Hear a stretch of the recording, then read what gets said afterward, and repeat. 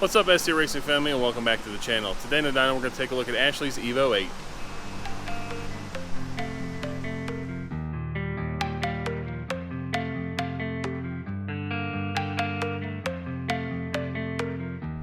Alright, so Ashley's car is a full bolt-on stock turbo Evo 8.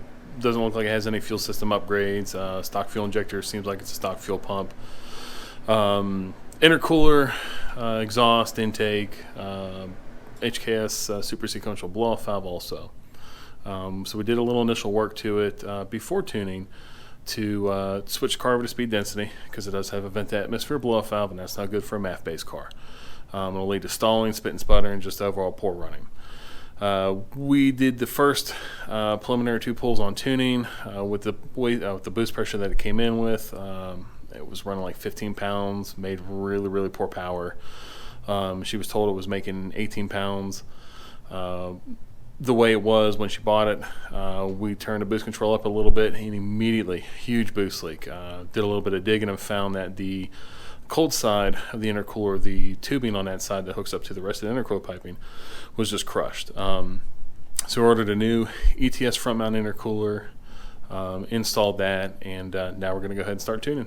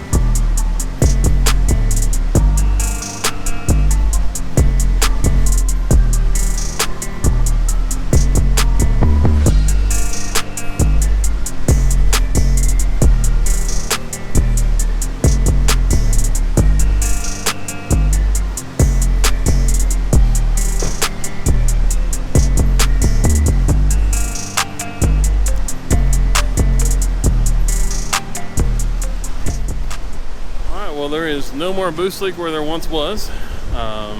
So we made 323 horsepower and 301 foot-pounds of torque. Here's what the graph looks like.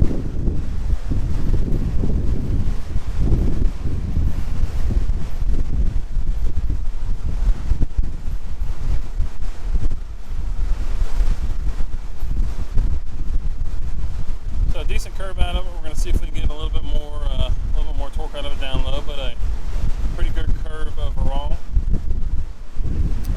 New ETS intercooler is doing real well over, I'm not sure what brand was in there with the bent pipe on the intake, but that is fixed. It's holding boost now, so we're going to let it cool down, take a look at the log, and do another pull here shortly.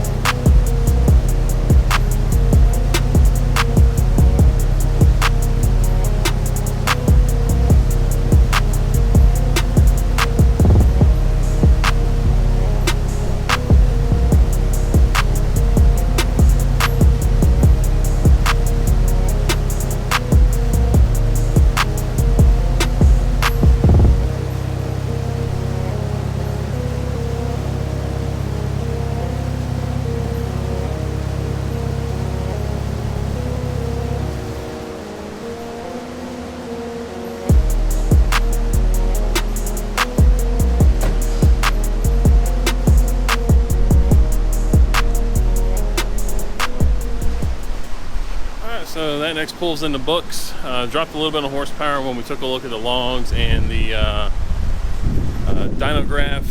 We noticed it was a little lean up top, so we're riching it up to bring it back into a nice safe range. So horsepower dropped a little bit. We had 312 horse, 308 torque, so much better flat torque curve, and even curve that you usually see out of these cars with a stock turbo. Just get a graph up here with a stock turbo around the boost pressure that we're making. So again, it was a little lean up top, so we added a little bit of fuel to it. Took a little bit of timing out of it just to see how it'll do. It was pretty close to maxed out timing. Here's what the graph looks like.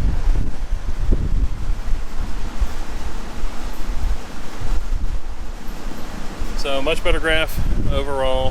We're going to take a look at the log again. Of course, every time we do a pull, we're going to review the logs and make a change, but we're going to let the car cool down, take a look at the AFR, see where we're at, and probably one, maybe two more pulls, because we're pretty close to where this car needs to be at with stock turbo and the modifications that it has on it. So stick with us, we'll do another one here shortly.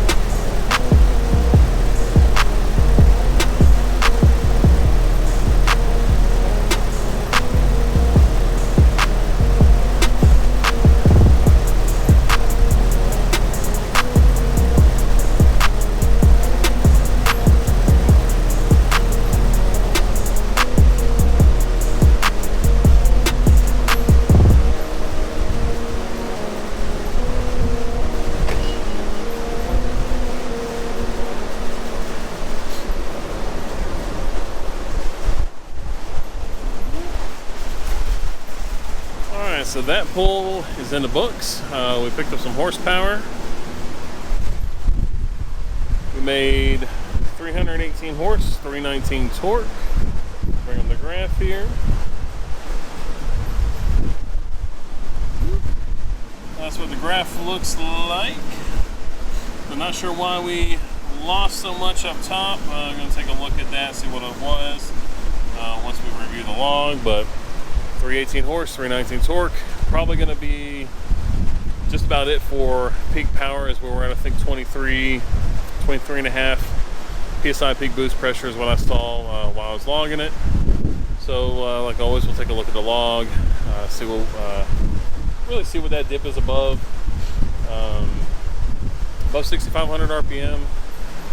Not really sure what it could be. I know we added a little bit of timing up top to try and get a little bit more power out of it, which we did over the last pull, but usually kind of smooths out and kind of tapers off a little bit more evenly than that. So it might have been air temp correction for ignition timing. Also haven't looked at the fuel yet. We did add some more fuel to it compared to the last run, just to get us closer to our target of 11.5. So that's it. We'll take a look at the log, see what's what, and if we do need to do another pull, we'll do another pull. So that's how it goes sometimes. All right, so after reviewing the log, it was a little bit higher boost pressure. We did give it a little bit of turn on the boost controller. So half a PSI up, hit into another load cell. with which coincidentally had a degree less timing in it than we had before. So we're not going to worry about doing another pull. We're just going to add that degree back because it doesn't make sense to just keep eating the car on the dyno when we know it's going to happen. We still have to do a little bit of a road test, so we're going to double check and make sure everything is good on that.